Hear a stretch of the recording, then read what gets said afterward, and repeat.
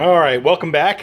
Here we are at phase one completed, I guess, for lack of a better term. I've got the plenum off, and there were just a couple of, I wouldn't really call them tricks, but things that are possibly good to be aware of ahead of time. I don't think we need the light because the camera's actually got a light on there. The first thing I did was, this is the mass, intake air temperature sensor, the IAT, I'm assuming. That's what it looks like from the inside. On these connectors, just like that's been described in all the other videos, push them on tighter, push the little button, slides right off. Worked every time on every one of these. So here's the two tubes on the intake plenum itself. Looks like a pretty good unit here. I'm not gonna lie, I am a guy who likes to upgrade stuff, tinker and all that kind of good things. And the IDT, I think it is, or IPD, makes an aluminum one of these that's supposed to be, the end all, save all and all that. But first of all, the aluminum is a concern for me because that acts like a huge heat sink. And with the radiator, every time the fan kicks on, it's blowing the hot air right up onto it. You're warming the air charge going into your engine, which or at least in the case of my vehicle here, the two intercoolers did such a hard, did the hard work of cooling back down. And this one looks like it is in, it's simple, straightforward, and it's a huge plenum. So I don't know. For $800, I'm not sure I'm going to see any benefit here, so I'm good with that. Alrighty, back to the work at hand. There's two connections on the bottom here, which is this tube here. It appears to be, I'm assuming it's some type of an EGR going back into the intake of the main throttle body here. This had a bunch of oil in it, which I had a rag under here. As you can see the stain there, I poured it out just like. As you can see what I'm doing here, you see how it's dripping down. I removed this from this connection here, and don't get me wrong, this is your recirc for your PCV, positive crankcase ventilation, or whatever Porsche calls it. Hey, I'm an old backyard shade tree mechanic, if you will, for lack of a better term. And this is your air oil separator right here coming through, which, having oil down in that, coming from the air oil separator, that worries me a little bit. So it might not be doing its job. But then again, I'm not sure. Again, this is my first time tearing into this vehicle. I don't know if that's a normal thing or not. So here we go. So I got that. So definitely put a rag down there. It comes apart when you pull it apart. This one here is simply, it's held in place. It's got an O-ring. I'm sorry, let me get the thing on there. The one that's on the right side without the fitting on it is just, there's an O-ring in there. It's held in pressure in by an interference fit. The pressure of it being on the fitting itself.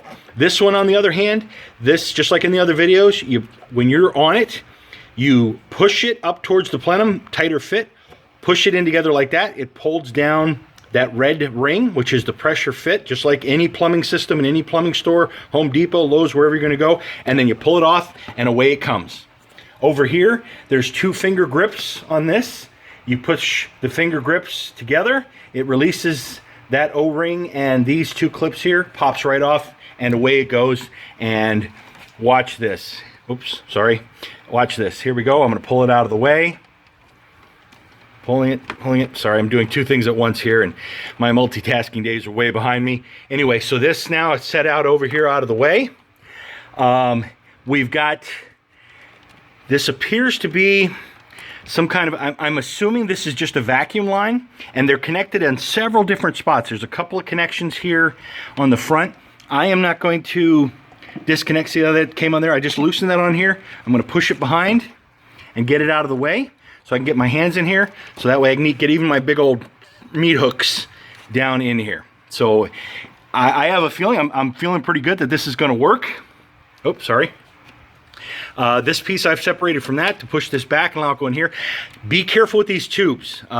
These are probably going to get brittle over time and break. So I am thinking that the next time I do a belt, which I hope is never, because I use the 303 Space Age Super Polymer UV Resistant Buzz Lightyear Special sealant preservative, then I'll never have to do this again. But I have a feeling that the next time I'm in here tinkering around with this, I am probably going to want to have spare tubing on the hand for this. And who knows, maybe someday I'll convert this all over to regular vacuum tubing and all that, because one comes around here, swings around to the, oh, I'm sorry. Sorry guys, sorry.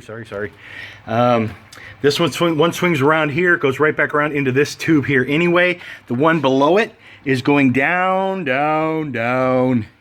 all the way back here, down over the belt. Sorry, you can't really see it very well. Let's see. Oh, there it is. Yep. Which then go, and they're all going down, which I am assuming that I'm going to have to get underneath the vehicle to get into that.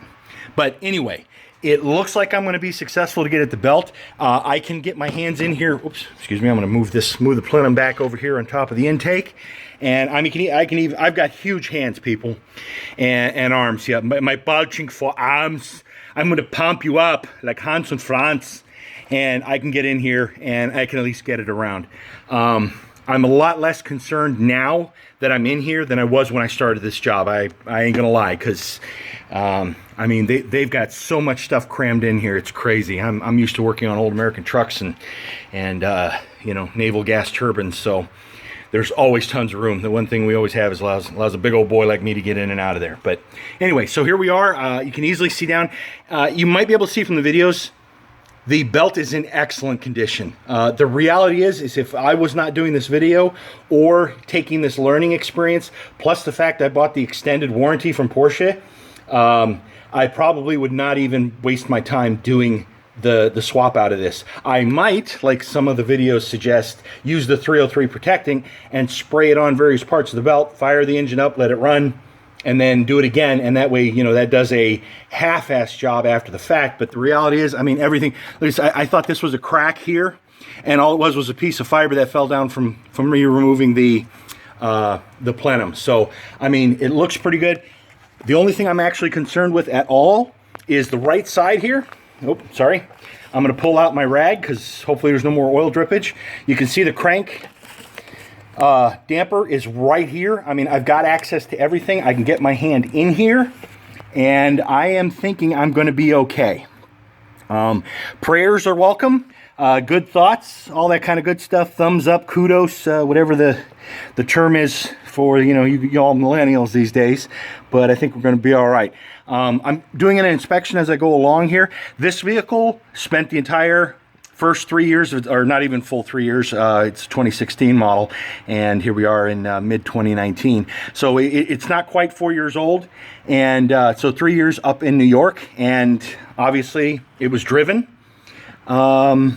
So there is a bit of surface rust on a couple of things here.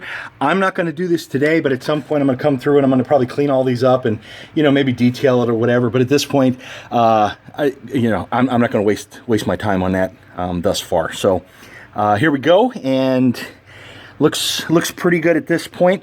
I do, however, oh no, okay. I was concerned about this piece right here. You notice how the belt's below it and above it.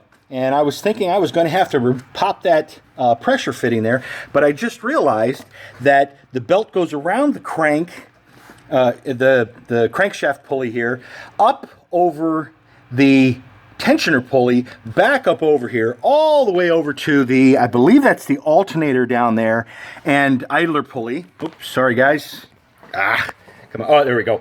As you see, it goes all the way over, down to the idler pulley, down around, again, I believe that's the alternator, back up and over the water pump, back all the way over, and then back over to the power steering pump, and there should be a pump there, I think, for the PDC, which is the Porsche Dynamic Chassis Control, I think is what it is, or the leveling system, suspension, whatever that is. So there's got to be a pump for that in there.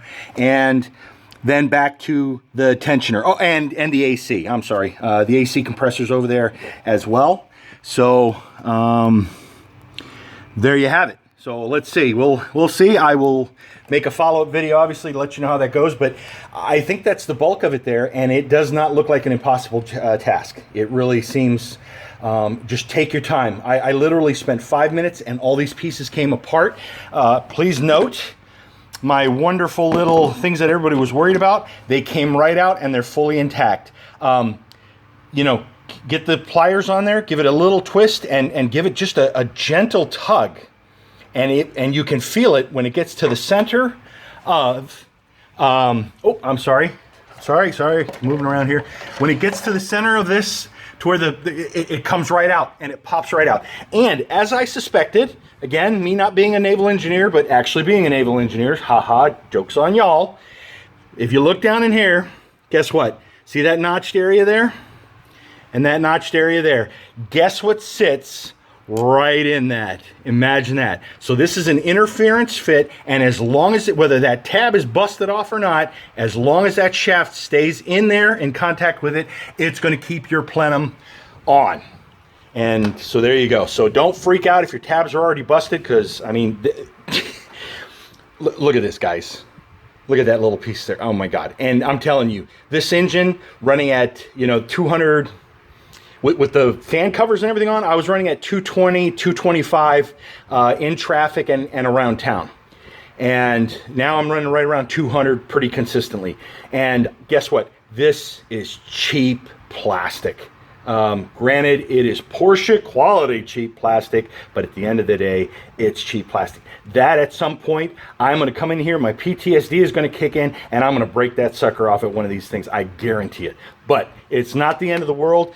Go buy it from Porsche brand new if you like, or guess what?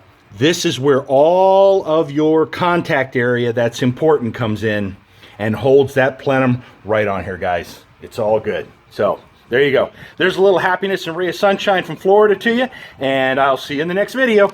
Bye.